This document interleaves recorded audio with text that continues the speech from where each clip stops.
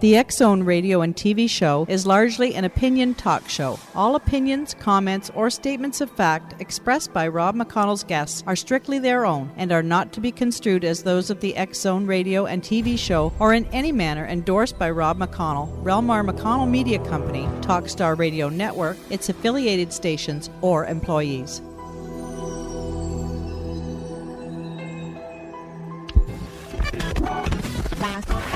All Hit Radio.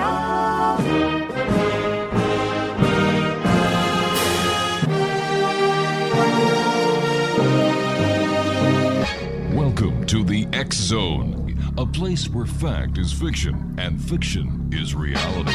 Now, here's your host, Rob McConnell. You're so hypnotizing. Could you be the devil? Could you be an angel? Your touch magnetizing. Feels like I am floating. Leaves my body glowing. They say, be afraid.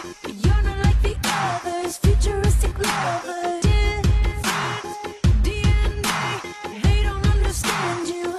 You're from a whole other world. A different dimension. You open my eyes, and I'm ready to go. Lead me into the light.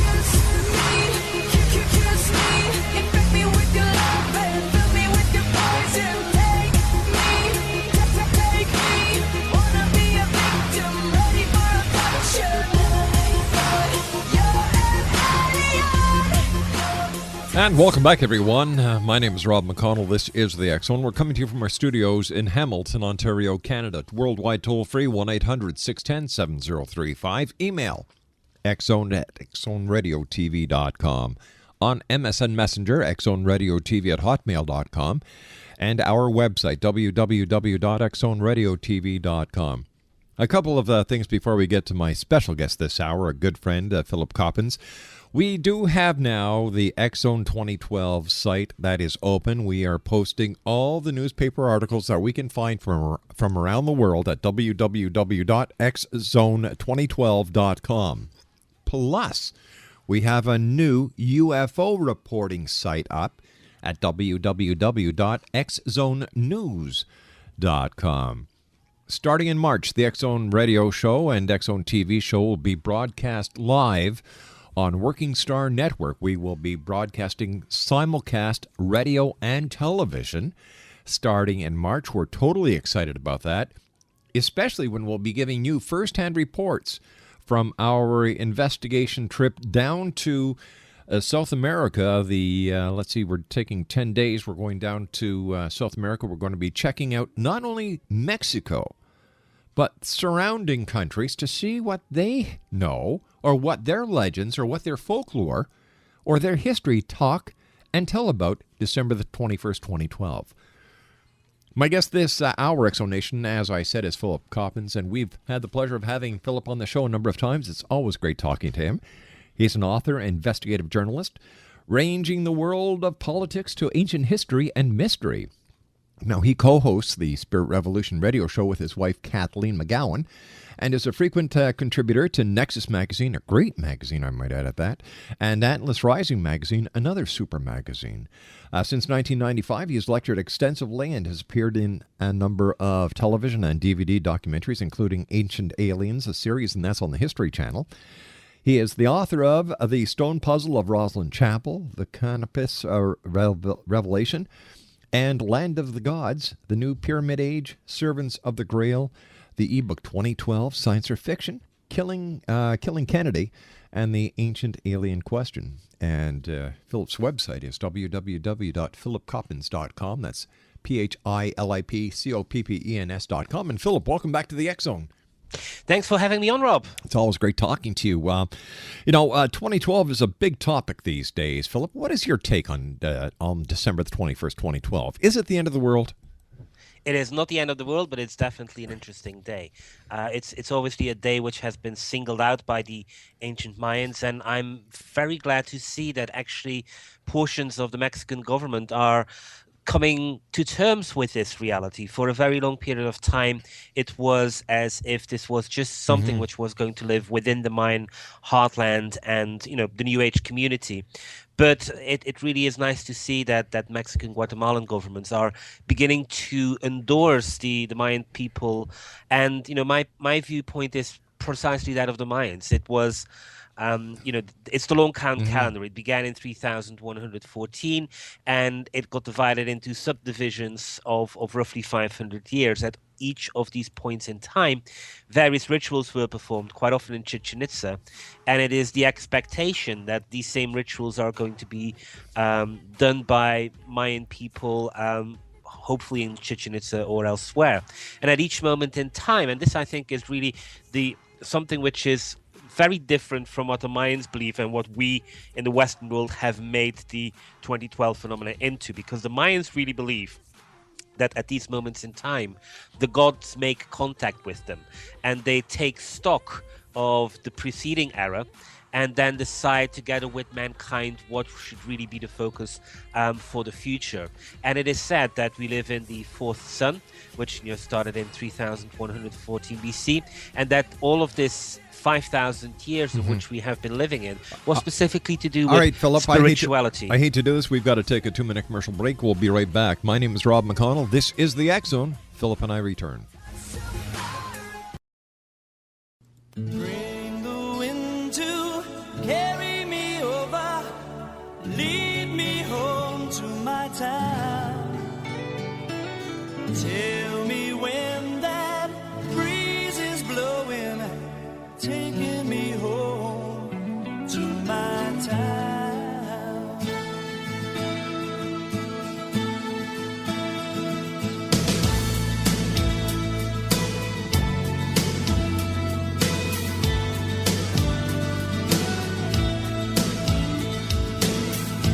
When I think of you, Scotia, there's a love that just bleeds in my heart. In my childhood days, we went our different ways, but you knew that we'd never part. Now I'm all alone. Welcome back to the X Zone. Of course, that's Glass Tiger with My Town. Every time I hear that, I think of my friend Sam Reed, who is the keyboardist of Glass Tiger.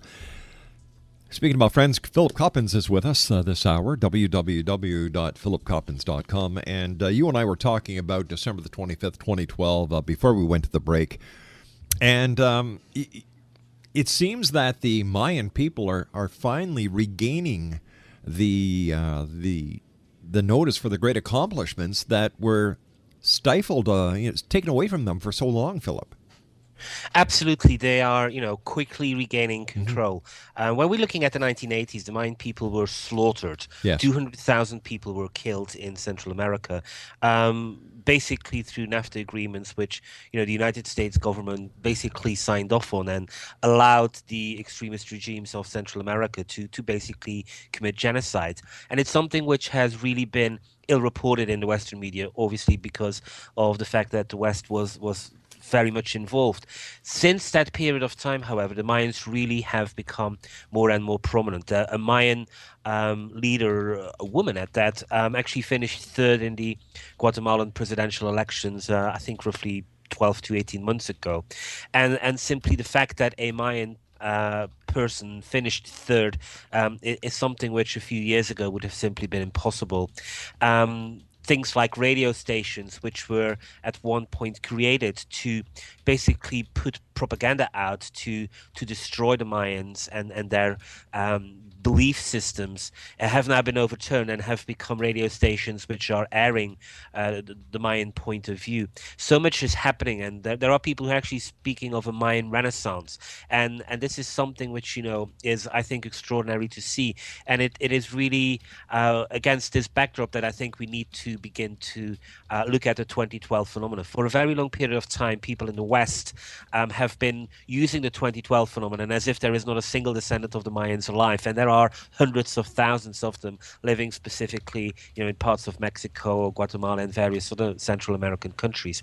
And now they are finally beginning to get a voice, and I hope that when it comes to December 21st, 2012, which is 11 months away, that really we are in a situation whereby we are, looking at events happening within the Mayan heartland, whereby the Mayans are featured centrally.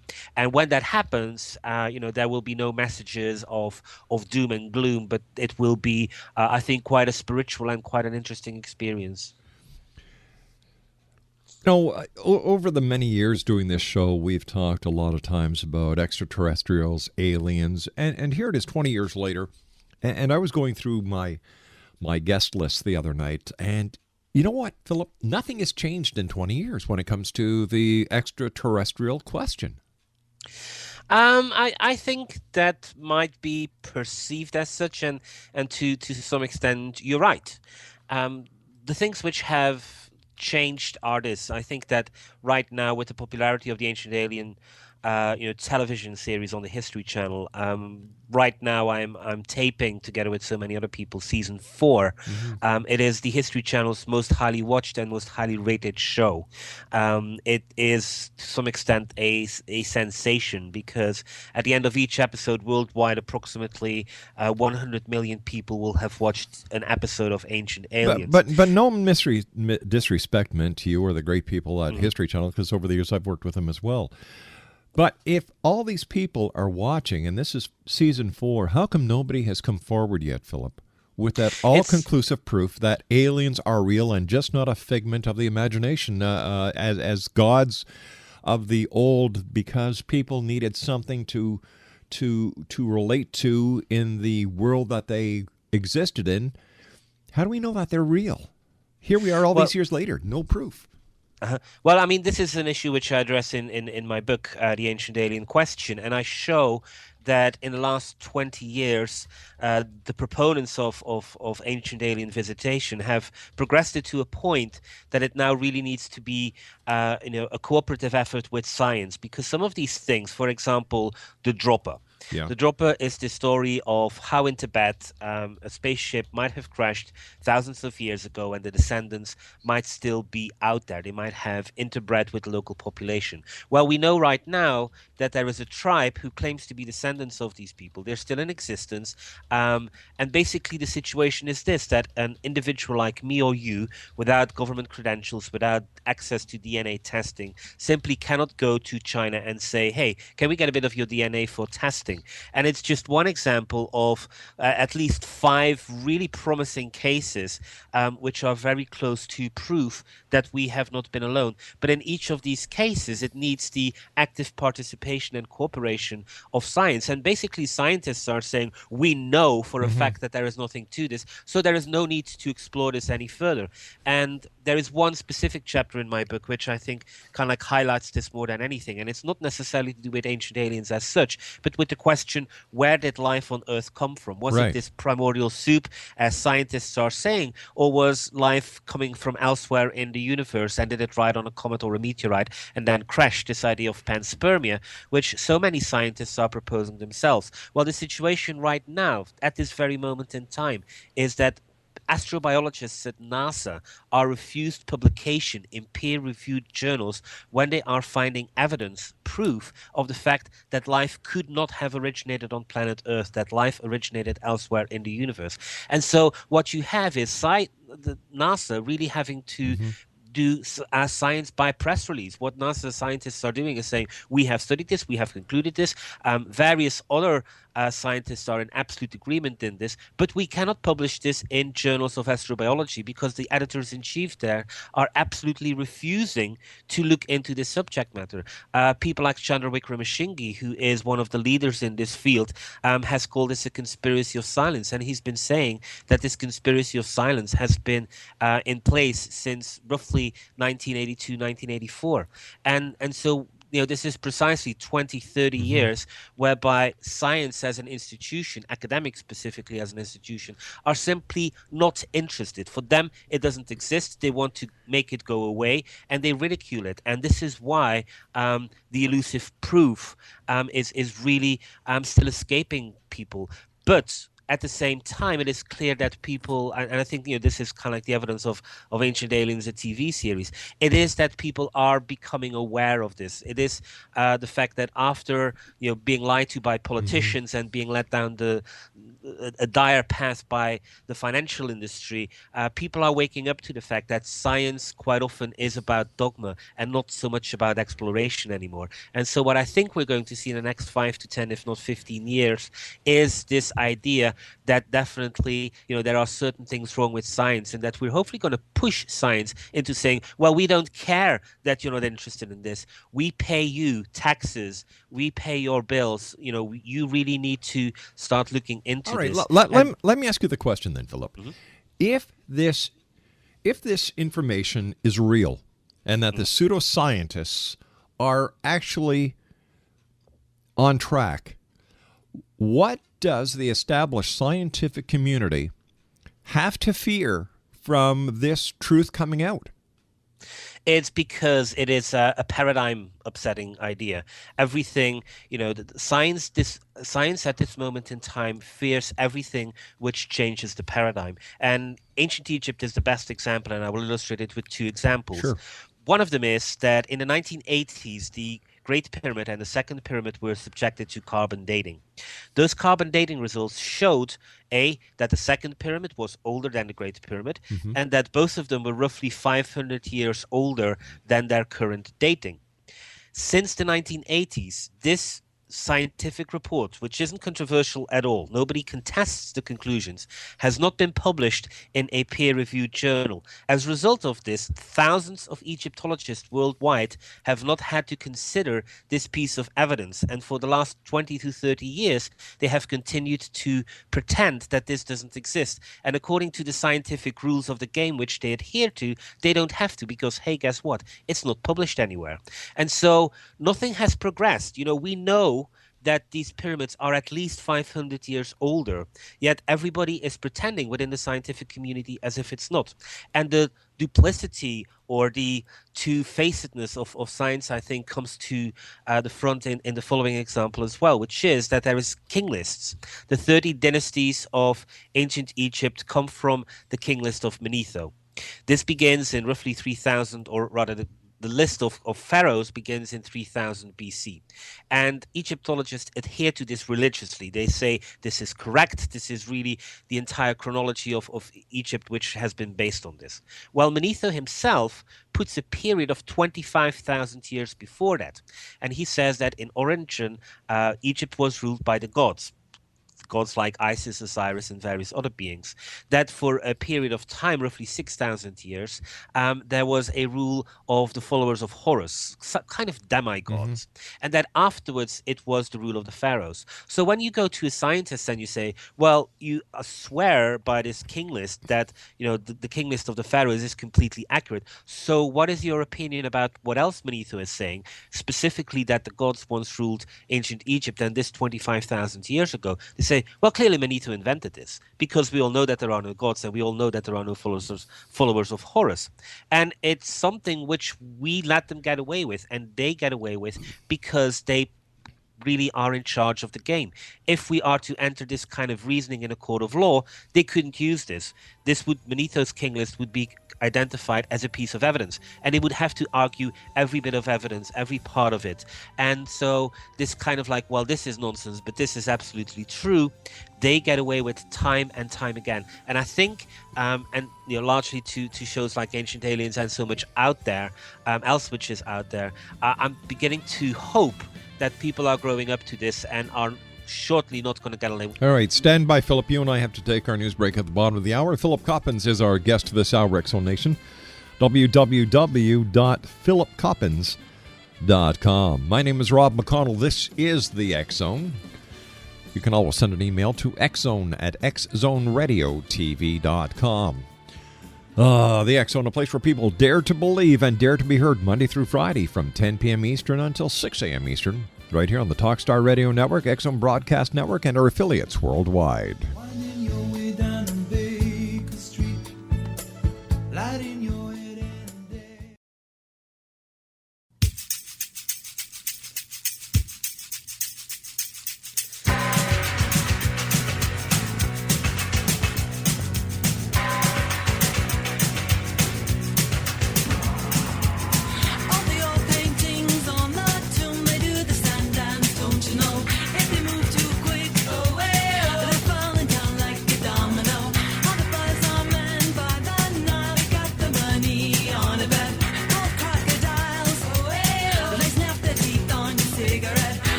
Welcome back, everyone. Philip Coppens is our guest this hour, www.philipcoppens.com. Philip, I've got a question for you, my friend.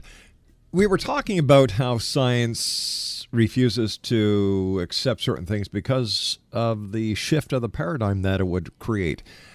When we look at the different religions of the world, that certainly poses a conundrum to the scientific community, and yet they've allowed the controversy between science and religion to continue.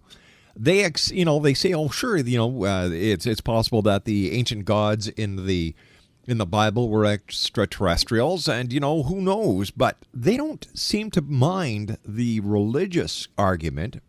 But as you and I well know, when it comes to extraterrestrials, that's where they draw the line. What's the difference?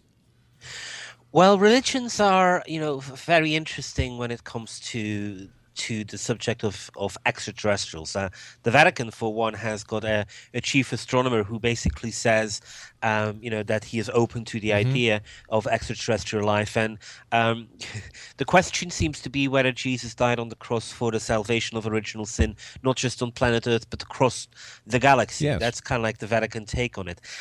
When it comes to science and religion, they have a very weird relationship at this moment in time. The Turin Shroud is, I think, one example whereby the Vatican basically seems to endorse bad science to kind of like try and explain some of, the things like the Turin Shroud away. At other moments in time, scientists will say that basically they have no or nothing to do with religion. Now, the ancient alien question does touch upon the what I would call the legends, the folkloric material, and sometimes that sits within religion. In the case of the Bible, when legends and stories like this are written down, and they become incorporated into a religious text where people try to get morality from or a religious doctrine from, the two overlap. But there's also things like material from Greek mythology, whereby really at this moment in time there is no active Greek religion, so there's really nobody touching upon it. But at all times, science is really saying that they don't have to look at the ancient alien question for a variety of reasons. The most bombastic approach is really that they know. They know, and they have known for decades, that there is no truth to this whatsoever. And this is a very grandiose statement which they like to make, not just about the ancient alien question, but about so many other things.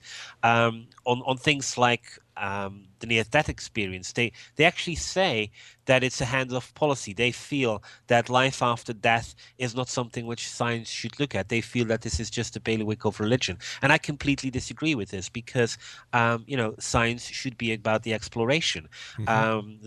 If there is life after death, that's not a bailiwick of religion. That is not a bailiwick of belief as such, if we can prove it. And there are various doctors across the world who are doing medical experiments and other experiments which show that at the moment of death something weird happens, that there is a part of us which survives and is able to go out of our bodies and see certain things which are happening in an operating room, which we would never be able to see if we were inside our body.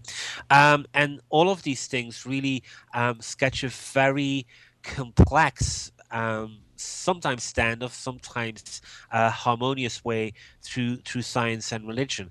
And the ancient alien question really is kind of like on that threshold. Sometimes it sits firmly within the borders of science, and sometimes it sits within the borders of religion. And at all times, it really is that very few people dare to go there.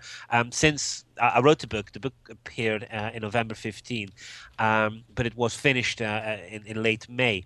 And in between, there is actually one professor, Paul Davis from Arizona State University, who does stand out, who is a person who wants to change the paradigm on so many things, because he is, to some extent, a very liberal scientist. And he is actually proposing that we should start looking into something which he calls astroforensics, this idea that we have been visited by extraterrestrial beings in the past. Now, he is saying that basically, life has been here for 4.5 billion years, and that 800 million years ago, somebody might have come here, and that we have no evidence for this. He says that he feels that the best evidence for visitors from outer space has happened before mankind appeared on the scene. And it is my contention that the best evidence for visitation is actually since mankind has come on the scene. And this was also an opinion shared by the likes of the late Carl Sagan and various others. But, the good thing is that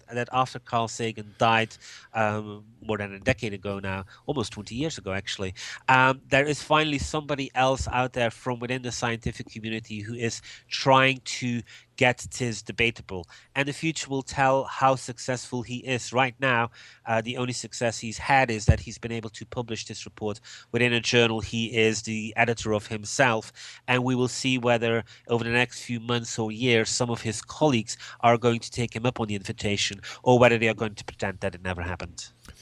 Now, you also say that that many proponents of the alien theory claim gods and aliens, that the gods are aliens and that there is no God. How does this fit in with the religious side of the debate? Well, I think what happened was this. The ancient alien subject became extremely popular at the beginning of the 1970s. Sure, Eric von Däniken was a big one. Absolutely. And it was an approach which was taken, which was this. The Bible is literal, but it's not about God, it's about extraterrestrial beings. And so it was this weird, the fundamentalists are right, but they have got it wrong at the same time. And I don't think that's the approach to take. The existence of God with a big G is independent of the existence of gods with small g's. And actually, when you start to dig into very detailed material, specifically ancient Egypt and some other big civilizations, including the Mayans, what you're beginning to see is that these beings were declared to be gods because they were superhuman, because they were somehow seen as the assistant or the initiator into God with the big G. They told us about God with the big G. And it is really, I think, a sign of the times of the early 1970s that it was interpreted in a very materialistic way. I think we should get away from that. There is space enough, and the evidence suggests as such as well, for gods with a small g and God with big G to coexist. All right, taking into consideration the the amount of work that is being done into the ancient aspect of extraterrestrials, and the search for the proof and the search for the truth. How much investigation, true investigation, is actually being done to prove the present existence of extraterrestrials? Well, from a kind of government perspective, specifically NASA, actually quite a lot and yet so little. For a very long period of time, the search for ET happened through SETI, the search for extraterrestrial intelligences through radio telescopes and various forms of radio astronomy. And basically it was trying to find a needle in a haystack, and everybody always knew this. But it was somehow felt to be the only approach possible. And, we have seen movies like Contact. We have seen headlines as in the fact that NASA is scaling down on this. And to some extent, people are saying that this is a sad thing. But really, this approach has not been fruitful. Instead, what NASA has done is they have changed tack. Everything which NASA is doing today is new. So they have pushed out the Kepler Space Telescope there, and it was, it's 11 months, coming up to 12 months since it was pushed out. And already it has gotten back extraordinary research data. It has identified 72 potential planets out there which might be home to Earth-like environments, and the headlines come in on an almost monthly basis, suggesting that we are soon going to be able to find a twin planet to Earth somewhere out there. Popular Science, in its October issue, went with a headline which was basically an index of where NASA and also the Russians and various other nations are in the search for extraterrestrial intelligence through these new means. And basically, everybody is convinced of two things. One, life is a cosmic imperative in the sense that the universe is created or seeded or prepared for life to be pretty much everywhere throughout the universe. And as a result of that, the scientists are convinced that they are going to find proof of this extraterrestrial life somewhere in the universe within the next 10 to 15, 20 years at most. And judging from the speed at which they're going about doing these things right now, I would actually say that it might be less than 10 years. But are they sure? Are the scientists sure they're actually looking for the right type of life? How do we know that life on other planets is carbon-based? We're looking for carbon-based, but what if life on other planets are not carbon-based units? We could be missing the boat completely. Well, I mean, the big change here from within NASA is that they have identified that what they should be looking for is DNA-based life. Basically, they have done experiments within interstellar space recreated in laboratories. The likes of Lou Alamandolo have basically shown that if you do this, interstellar space will create the building blocks of DNA. The only thing it then takes is a piece of rock and it'll transport itself throughout the galaxy. And this is really something which NASA has been focusing on for the last 10 years. And so DNA to them is the key to everything. But what happens, Philip? What happens once again? Like, we don't know everything. To think that our scientists are the know-it-all and above all of everything is very ludicrous in my opinion. They're humans. How do we know that they're even on the right track? Well, because at this moment in time, with the DNA approach of which astrobiology is taking, really so much is being discovered at this moment in time about the origins of life on our own planet, about the fact that DNA appears everywhere in the universe spontaneously. Now, does that mean that DNA is going to be the only kind of life out there in the universe? That's a big question mark, and that might be a century, if not 1,000 years from now, before we are going to be able to be answering this question. But right now, it's all about finding life out there, and it's about getting the best chances.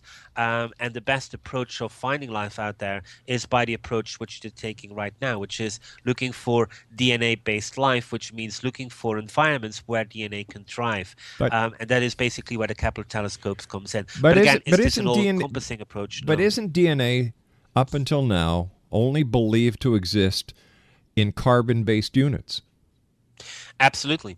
So once again, I go back to my argument. What happens if life elsewhere in the universe is silicone-based? We'll miss it. At that moment in time, well, I mean, this is the thing. Could there be silicone-based life out there in the universe? The answer is yes. Everything is possible. But right now, what they have focused on is basically the notion that DNA, is going to exist throughout the galaxy, because interstellar space, which is pretty much everything in the galaxy out there, is made up out of, DNA. And so for life to be found elsewhere in the universe, the biggest chances of that being found out is through, looking for the conditions through where DNA-based life is going to be at. At the same time, what is also happening is that there's a radical reinterpretation of Mars material.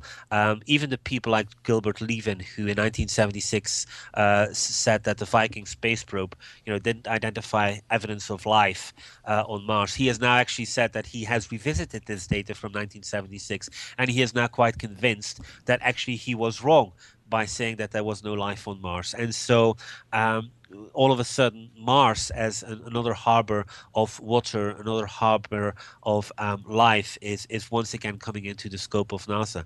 And, again, NASA, even though NASA obviously is filled with scientists, they are working in a completely different atmosphere from so much elsewhere of science. And I think, as much dislike we quite often heap upon NASA or the governments, what is really happening with NASA at this moment in time is really interesting and really progressive.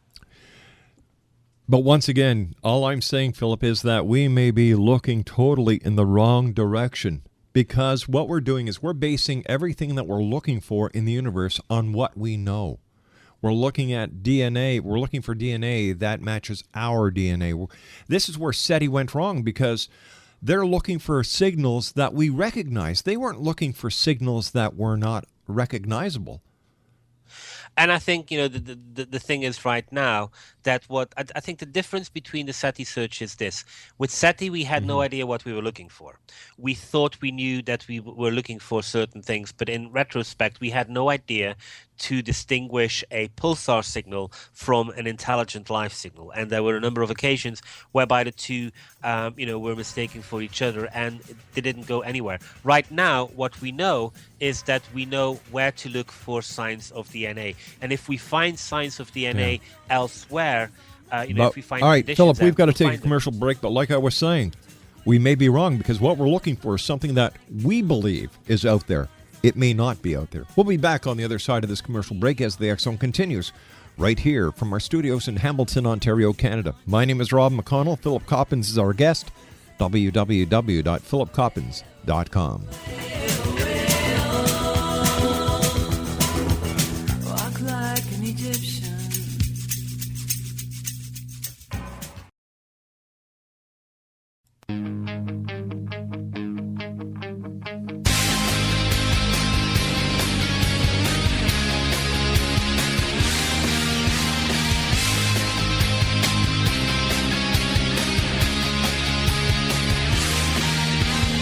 I'm sick of being alone. When are you coming home? Just a glimpse of your face. I can remember smelling your hair. I'll meet you anywhere. Somewhere that no one can retrace. Somewhere where no one will know our faces. She has two arms to hold me and four legs to wrap around me. She's not your typical girlfriend. She's my alien.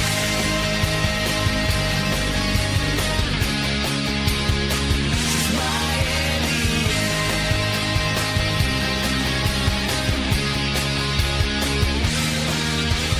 She knows when something is wrong, when something doesn't belong. She can read in my mind, and she can be assured that with me. Philip Coppens is our special guest, and Philip, it's always such a great pleasure talking to you. Philip's website is www.philipcoppens.com.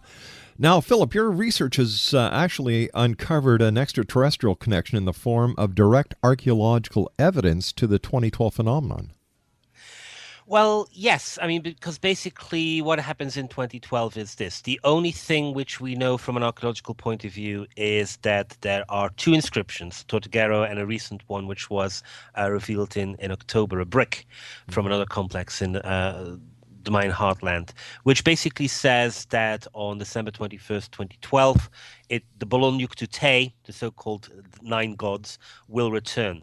And clearly, this is something which, when you start looking at the anthropological evidence of the Mayans, it's something that they were absolutely convinced of. There are even records, for example, that in 1615 or 1620, that period when a cycle of time ended for the Mayans, they basically went to the headquarters of the Spanish conquistadors in Merida and said that they were going to do ceremonies in Chichen Itza to make contact with these nine gods. And so whether this is a physical return of an extraterrestrial deity, or whether it is more what I would call a spiritual contact with a deity, to some extent that is secondary. What the Mayans are absolutely convinced about is that 2012 is all about making contact with these non-human intelligences. Hypothetically, December 21st, 2012 comes and goes. December 23rd, 2012 comes and goes. Nothing changes. What happens? What happens to those people within the pseudosciences who have been talking about the changes that the galactic alignment are going to bring, the return of the gods, as talked about by the Mayans? How much of a damage, and what kind of damage control will there be needed before anybody takes ufology or any pseudoscience seriously in the future? Well, to a large extent, it's not that bad. The industry of YK2 recovered very quickly from the non-existence of the YK2 book. But I think the central message is this: we are focusing way too much on December 21st as such. The Mayans themselves have always said that the period 20 years before and 20 years after are very interesting times to live in. And let's go back to the world of 1993 and see All right, how Philip, much has changed. we've got 30 seconds. So, look at the world of 1993 and see how much has changed. And I think, the prophecy of the Mayans that we live in interesting times are absolutely true. We have become a global village. And I think that is really the message of 2012. We are a global village. Whoa. That kind of came on loud. Philip, I want to thank you so much for joining us. Always a great pleasure. We'll have to have you back on in the near future to continue this very interesting conversation. Exonation, Philip Coppens has been my guest this hour. www.philipcoppens.com. I'll be back on the other side of this commercial break with the news at 6.5 minutes past the hour as the X Zone continues with yours truly, Rob McConnell, from where? Right here, our studios in Hamilton, Ontario, Canada. I'll be back on the other side. Don't go away.